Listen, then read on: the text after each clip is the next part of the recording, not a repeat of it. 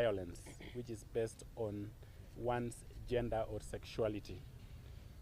And it is a human rights violation, as you know. It's against the Constitution of Kenya, it's against international human rights conventions and other, you know, deeds of good things.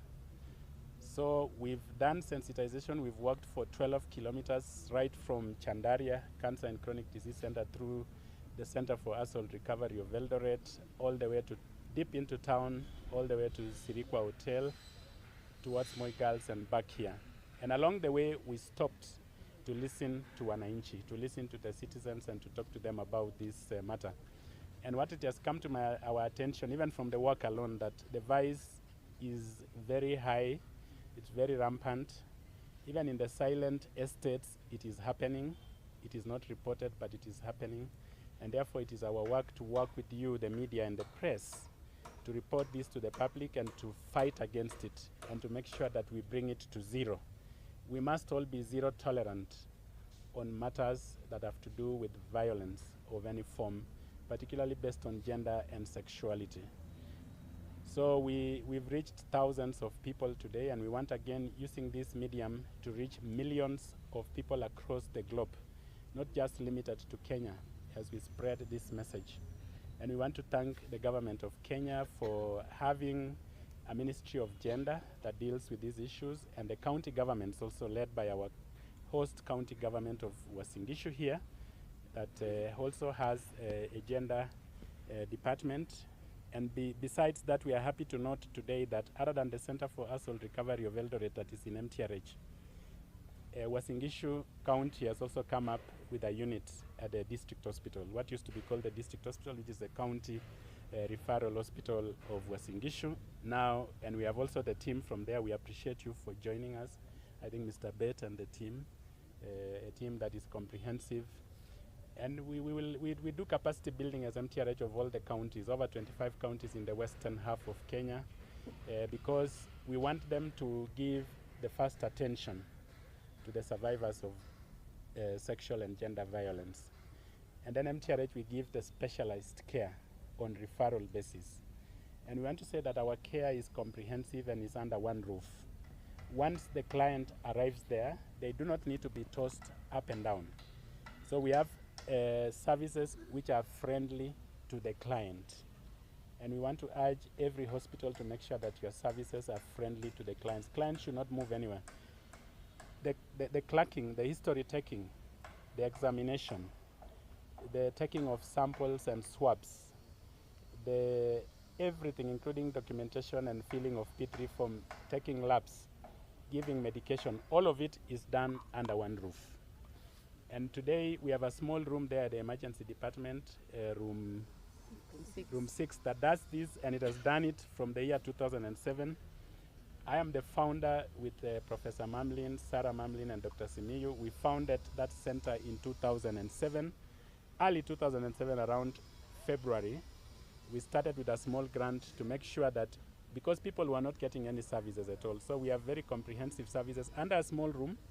And we are working to see in the new Mtrh that we will do in Kiplombe, that there will be a whole unit dedicated to sexual and gender violence. So I think with those remarks, I will be inviting the teams who are here with me to say one or two things, and also to give a reflection on the day. And of course, we are talking about prevention, that it shouldn't happen in the first place. But when it happens, when you come to Mtrh, and I believe also even in Uasin Gishu, that the services are free of charge. Serikali imegharamia hiyo huduma kupitia Mtrh. And as we go forward from NHIF, those who don't have NHIF, in the new order under the Social Health Authority that is now under implementation, and we thank the government for bringing the universal health coverage, even the Kenyans who cannot afford to pay will be paid for by the government through that Social Health Authority. So tukimalizia, tunaanza kusema ndio watoto wanapata kuwa mentally affected, wakipata kudhulumiwa kwa njia yoyote, na hata by silence, let's say by anybody, they get affected. And in Mtrh, other than the Center for Assault Recovery for Eldoret, tuko na child life, inaitwa Sally Test also. Umewahi ona mahali imeandikwa huko kwa hospitali ya watoto, SOROPTMIST ina deal na hiyo maneno ya mental wellness for children. And then of course we have our department of psychological counseling na psychiatry. Inaanza kutibu kutoka watoto wachanga mpaka kwa wale wazee. So kila mtu anaweza kuwa affected. 400 cases in total in a month, per month in Mtrh. But on my left is the doctor who deals with them every day. I want her to give us the general picture. We see about 400 cases of SGBV in that unit monthly. I want to tell you it involves people of both genders and all ages. We see children as young as 2 months old, and we have seen ladies whom we would consider our grandmothers. At age 70, somebody has been raped. We want to say we see women and we see men, and the services we offer is independent of the gender. If you're a man, you receive the best service and everything that you deserve to get. If you're a woman and if you're a child, the same. But I must say over 80% of our cases are female. Over 80% of the cases we see in care are female. So the men, the children, if I take children to be all those less than 18 years of age, they again come to about 80%. So my only wish today is that those of us who have participated in this work, those of us who are investing into this business, we are investing to stop gender-based violence. We want a country and a society free of gender-based violence. It is my duty and it is your duty.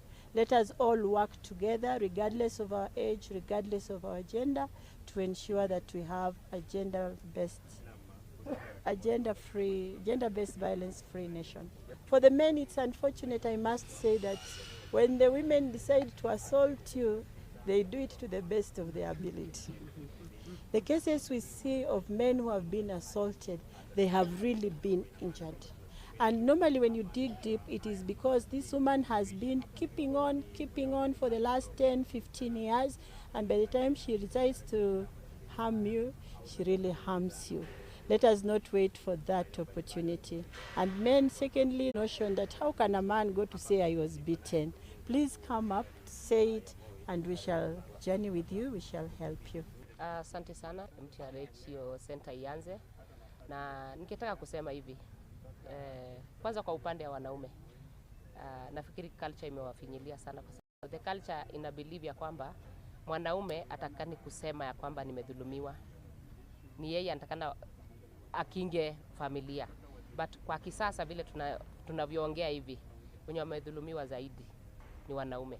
Ni vile hawakuji pale center yetu ya rufaa, na vile daktari wetu alikuwa ameeleza, wanakuja wakati wameumizwa zaidi. Hata nyakati zingine tunafikiria labda wamepata ajali ya barabara, lakini kumbe ile ajali ni ile imepatikana kwa nyumba. So culture yetu imefinya wanaume sana. But pia tungependa kusema wanaume mujitokelezee na mkuje mseme mmedhulumiwa. Tusiogope, kwa sababu mkiogopa then hatutakuwa na leaders wa familia zetu, hatutakuwa na leaders wa pale wa nchi yetu, county yetu na wards zetu. So tuangalie culture, tutafanyia nini culture kama wanaume. Na nyinyi wanaume wetu pia mkuwe kwa mstari wa mbele ya kupigania dhuluma ya kijinsia. Tusingoje wa mama, kwa sababu nimeona mara nyingi wa mama wamespearhead, hao ndio wanatetea wanaume. But ningeomba sana wanaume wakuwe mstari wa mbele kutetea wanaume wenzao. Hatujafanya ile research aswa, lakini ningetaka kusema ni percentage ya chini sana, na kama iko juu ni 20%, kidogo sana kwa wale wana report kwa center yetu. In fact hata mwanzangu akisema 20% bado ni chini ya 20. Huenda ikawa hata ni 10 tu. Labda kwa siku zijazo tutafanya research tuwape figure kamili, lakini natumai hata tufiki 20%. Kwa majina naitwa Jacqueline Njiru Kibaru. Mimi ni wakili katika Legal Aid Center of Eldoret ambayo iko ndani ya Mtrh Ampath. Okay. Ya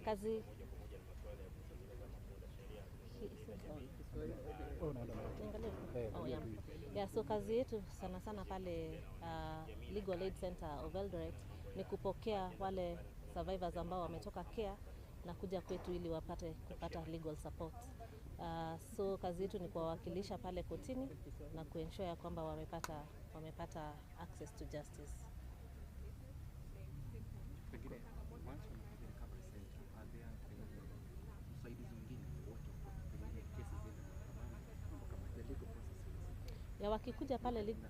Wakija pale Legal Aid Center, tunachukua jukumu ya kuassess ile kesi, tujue kama inafaa iende kotini, na pale ambapo inaenda kotini tunaweza kuwakilisha kotini bure.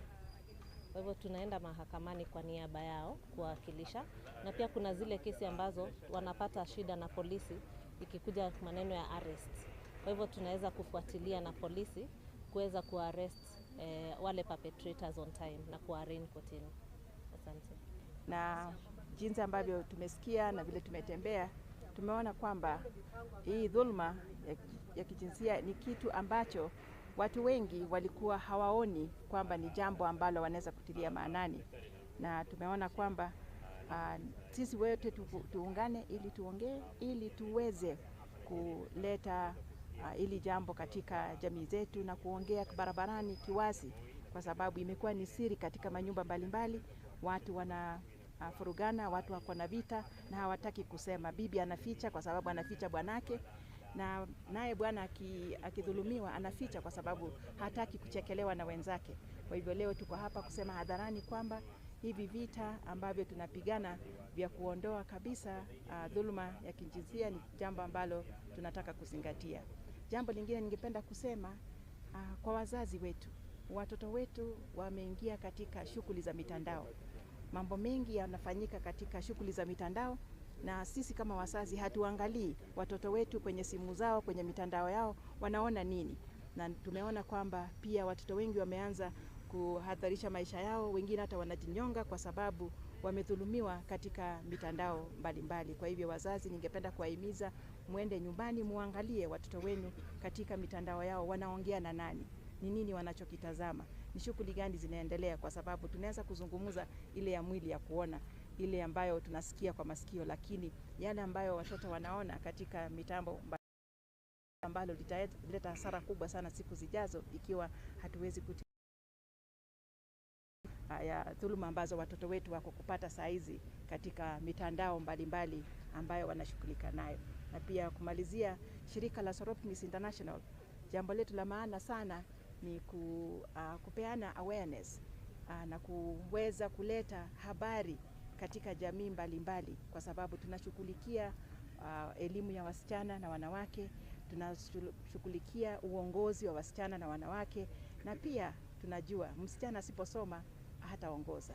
Mama asipopewa nafasi ya kuenda katika soko ama katika shughuli zake hatutafanikiwa. Nayo wazee pia, kina baba, vijana wetu, ndugu zetu, wasipopewa nafasi ya kuenda kufanya shughuli zao bila kudhulumiwa, hawatakuwa na faida katika nchi yetu. Kwa hivyo tungependa sana kama shirika la SOROPTMIST International kusema tuko hapa, tafuteni kwa mtandao, mtatupata. Shirika la SOROPTMIST International ni shirika ambalo linasimamia wasichana na akina mama, lakini mwishowe linasimamia hata jamii nzima kwa faida ambazo tunapeana mbalimbali. Kwa elimu tunapeana faida ya elimu, faida ya uongozi, na pia faida ya wanawake kujiwezesha katika mbinu mbalimbali za maisha yao.